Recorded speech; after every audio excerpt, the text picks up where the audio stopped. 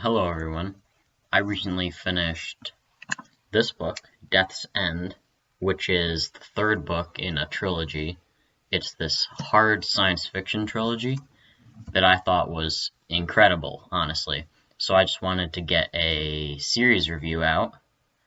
To see the rest of the series reviews, you can click somewhere. I don't know where on the screen I can put it, somewhere.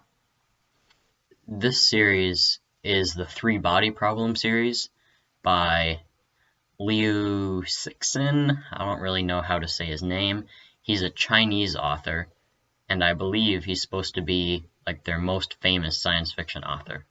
He's won all sorts of awards, at least in his country, and recently, this series, The Remembrance of Earth's Past, was translated into English, and it was really widely loved by a lot of people, a lot of the science fiction community. And, just a side note, Barack Obama recommended this book, so take from that what you will. First off, this is going to be a spoiler-free review, so if you haven't read the series, don't worry about that. So this series is sort of a twist on the first contact trope that appears in a lot of science fiction books, but in this one, it doesn't go so well. And I know that's not entirely original, obviously, that's happened before, but there's just a lot of stuff going on with this first contact story. The first book, The Three Body Problem, I thought this book was great. It really dragged me in and made me want to read more. And it had a lot of actual science elements which were interesting to me, but they didn't take over the plot, which was good, because I know sometimes science fiction stories can be annoying like that because they have all this weird science that people don't really understand, and the plot takes a sideline to that, and I don't think that's good, and it definitely didn't happen here. And the second book, The Dark Forest, was also good, but it was not as good as the first one, The Three Body Problem, at least in my opinion. And because of this, and because of so many other things that were on my TBR list at the moment, I took a break from the series after I finished the second one. And if anyone else is planning on reading this series, I do not recommend that. Do not take a break between the books. Because recently, when I picked up the third one, Death's End, I had forgotten a lot of stuff, even though I read the other ones less than a year ago, probably. But it was just such a complicated plotline, which, while I was reading the books, I could grasp it well. It was well explained in the books, but after taking a break, a lot of the stuff had just left my mind, and I had to go back and read like synopses so I could get back into the story. But finally, once I did get back in, Death's End was great. I loved it. It had a lot of weird, like, theoretical science, and it got crazy, I must admit. I would say, starting with Three Body Problem, they got progressively weirder in the sorts of science that were there, right? So, Three Body Problem, great introduction, lots of cool science, different stuff. Dark Forest had some strange elements, some quite strange elements, and Death's End was weird. It's just straight up weird, but I loved it. And it's great sci-fi. If you enjoy classic sci-fi, but you want something more modern with a more applicable writing style and plot lines and stuff, then this is a good option for you, the Three Body Problem trilogy.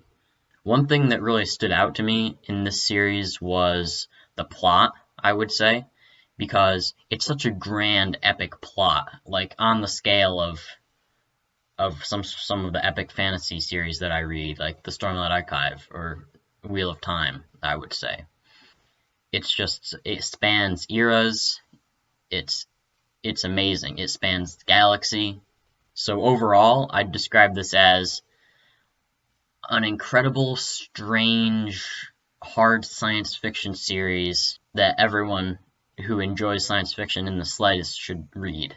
One problem I had with this series was the ending, and I really like happy endings, I must say. I like it when a series has it stops and it's a good ending, and I don't have to worry about anything else anymore. That's usually what I enjoy. This book definitely did not have that. So if you like strange, inconclusive endings that are not necessarily overly positive, then I guess this is for you. But it didn't bother me too much in this, because in this book, the characters are not the best, I would say. The plot is just so grand and epic that a lot of the characters seem to get lost in it. So when bad things happen in the book, it doesn't bother me as much because I'm not too invested in the characters, which sounds negative, but I was just totally immersed in the world, and it's not really world building, I guess, with this. It's universe building, I would say. But that was just so immersive that some of the emotional bad things that happened didn't affect me as much. And finally, I want to address that this book had some of the most interesting scientific concepts ever that I've read in a book. It had strange stuff with dimensions, which was really well explored, but it made me want more because there's just so much room for all these scientific concepts that the author created, or not that he created, that he showcased in this book, that I just want to see more of his interpretation of those ideas. And I hope that his works will continue to be translated into English, because I just think he's such a great writer that I'd love to read more of his books. And speaking of the translation, I would say it's great. There were one or two times throughout the series where something might be lost on me just because I don't grasp Chinese culture and history as well as an actual Chinese person probably would. But there were a couple footnotes at extremely hard to understand for us Western folk places. So the translator really did a good job with that. And the prose is still nice. It's not choppy or affected really by the translation, I would say. And to wrap that all up, I'm gonna recommend this for anybody who loves science fiction, because this is a great entry that I think any science fiction fan should know about. And it's definitely interesting to see science fiction from a different culture's perspective. So you're not just reading all American or European things.